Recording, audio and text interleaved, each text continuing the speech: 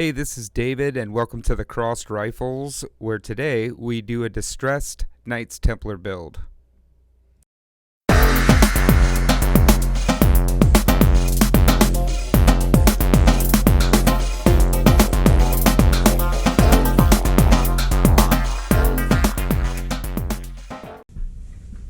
So this is the customer's idea. Cool. Exactly what we were planning on doing. I like that there's the only red that's actually on it is just some stencils there, and then just kind of distress white the rest of the thing. So the thought process I have looking at this, Mm-hmm. Do we want to Cerakote those, or do we want to go anodized? It's a nice, that's the picture he showed me. It is. I don't see any problem going anodized on, but we can't do anodized on the barrel. I mean, Correct. So Cerakote the barrel, Cerakote the stuff that's on the frame. Here's why I wanted to have that powwow. Yeah. So this is rubberized. It is. It ain't gonna take Cerakote. No. So we're gonna leave this black, and with this build looking the way it does, I don't know how well this will show up on video if I just do that. We'll put Seth, put that in. If we're gonna leave this black, maybe even color fill. Yeah. Okay. Yeah. And maybe even tape and try to spray. Yeah. I don't know, because that's a tough tape job. I don't know. If we leave that black, we can leave the barrel black. Yeah. It does not need to match that. I know. So what do you think? I say we do. Do you want to use another grip or another stock? I'm leaning there too. Yeah. I don't know. Yeah. If this wasn't rubbery, It's badass. I like it a lot. It's badass stuff. It is. I like it, but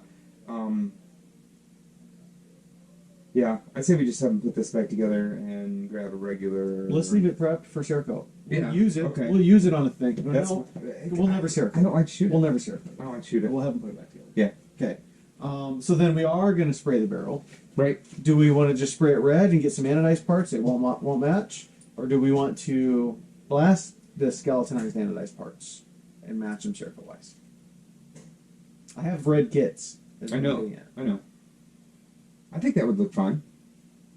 Anodized and Yeah. maybe a red barrel. Yeah. I think so too. Anodize, Cerakote the barrel red, do some graphics on it.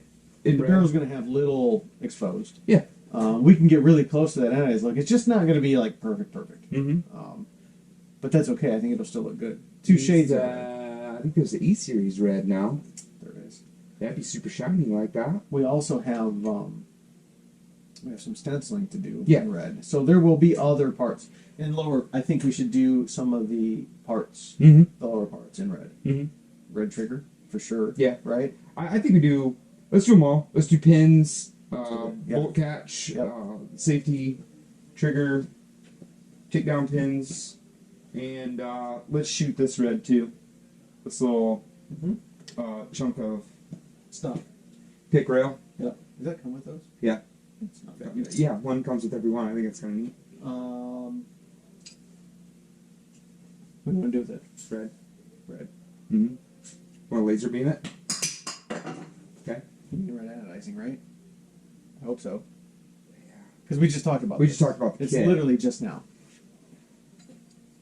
Yeah. Yeah. I was just using the parts we had laying around. I get it.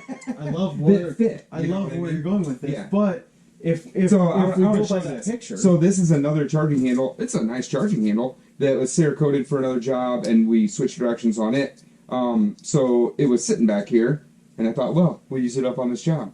So we used it up on the next job. That's fine. Yeah. So I have a strong suspicion you're going to do another job that needs a charging handle that looks like that. You think so? Maybe another tarnished job in the future? It's kind of a shop. I know, probably. Okay. Yeah. Yeah, so we'll do the skeletonized, all anodized, and that kit has buffer tube, grip, charging handle. It's got things we're not going to use. But I would, yes, where you're going, there's a rail in that kit. I don't know if I have all the red individual parts. Okay. But, so we might need to steal from an actual builder's kit. That's fine. Okay. We'll blast that rail down and coat it. Yeah, yeah. Not a big deal. Okay. Okay. And then on the receiver's handguard, we're just doing like a trashy white distress thing. I like the idea of having some metallic flake in there, like a base coat of silver, white over it, and then a black distressy, or silver, black, and distressy, so that if you really dig into it, you get the silver. Yeah, I don't maybe how about like Savage Stainless, Yeah. white, and then cobalt Yeah, or tungsten. yeah. So there's But some like metallic misted on top. Yeah, light. yeah. Just a ghosted. Kinda like, well, lighter than the 22 I just did. The orange 22 we just did. Yeah. Okay, cool. Are we gonna remember any of this? I'm gonna write it all down. We've got a video. I'm gonna write it all down. That's a great idea. Because the video will be with Seth, and then we'll be like, "What did we talk about on that thing?" Let's and make then, it all up again, and then show these people a completely different project. right. Cool.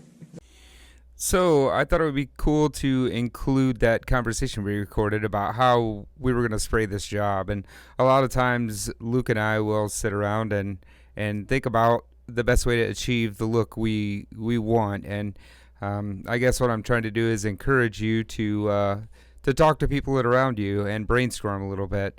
As you heard, we decided on Savage Stainless. So I'm laying down that Savage Stainless base coat here. Just getting a good protective layer on everything here. We're going over to red for the barrel, bolt carrier group, bunch of small parts. And yeah, I lost a video here that shows spraying some gold and some red in some spots where I'm going to stencil here. And applying those stencils, I don't know, it's gone. But you could see there that what we did, I'm going over that Savage Stainless with bright or Stormtrooper here. Stormtrooper white here. All the parts got coated. And then I wanted to slow this down a little bit and show you we dialed the gun way back. And I'm getting in here almost like an airbrush.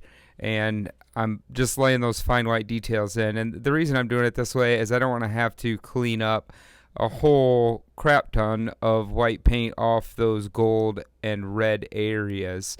So I'm just being really careful. We have that Savage Stainless down as our protective layer, so I'm just barely trying to cover with this white so I can go back in with some acetone and a shop rag later and clean up that gold and that red.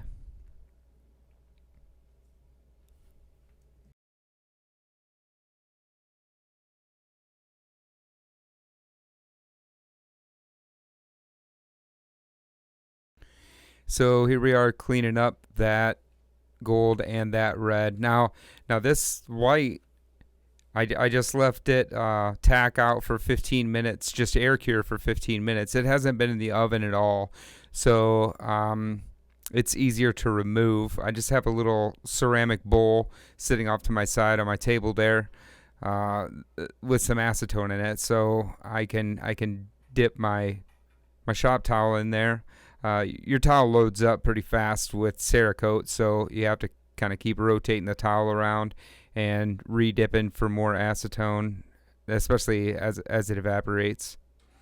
So I'm just being real careful here not to mess anything up. I still have white in the gun, so if I do mess anything up, I can go lay some white back over there and fix my mistake. Whenever you're doing this, make sure you leave some color in the gun. I think I actually do go back and touch up a couple spots here.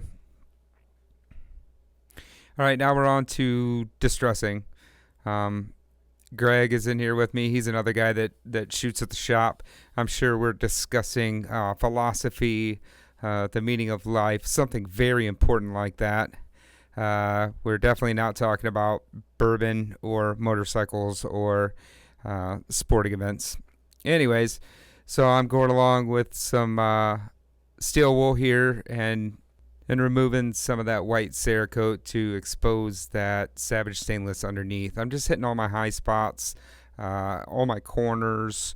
I go along and hit all these parts so they look uniform, and you just keep taking Cerakote off till it looks cool.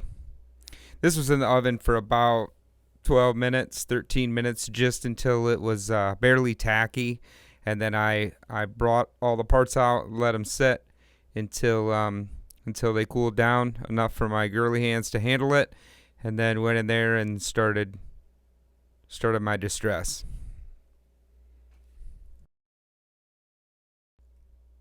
All right, so after getting tacked out again in the oven, we're bringing these back into the booth with some graphite black to put some low lights in there, some shadows in there, and then we're going to distress this again another time. So I'm just hitting corners basically. I want some black down in that braid. I definitely want some black on my helmet because there's some pretty cool cracks and stuff in that Sharps Brothers Spartan receiver, and I want to highlight all that. There's also some cool panels on the sides that I like to get some distress down or some shadows down in those corners. Doing the same thing along the handguard here, down in the buttstock. Yep. So we get our final coat on all these parts. Tack them out in the oven and then bring them back out for the last distress.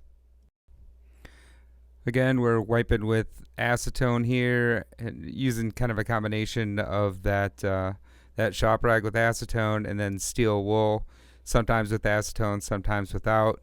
Just seeing what's going to work and give you the look you're going for. I do have black still in the gun, so if I need to go back in and add some shadows, I can do that. Yeah, that's what's going on right here. Here's Luke telling me I'm screwing up, telling me that looks terrible, telling me I should find a different job. Well, thanks for joining us. If you got anything out of this or enjoyed the video, I'd like to encourage you to subscribe to the channel, share it amongst your Cerakote geek friends, and join us in the comments or in the Facebook groups and let us know if there's something else you want to see. Have a good one.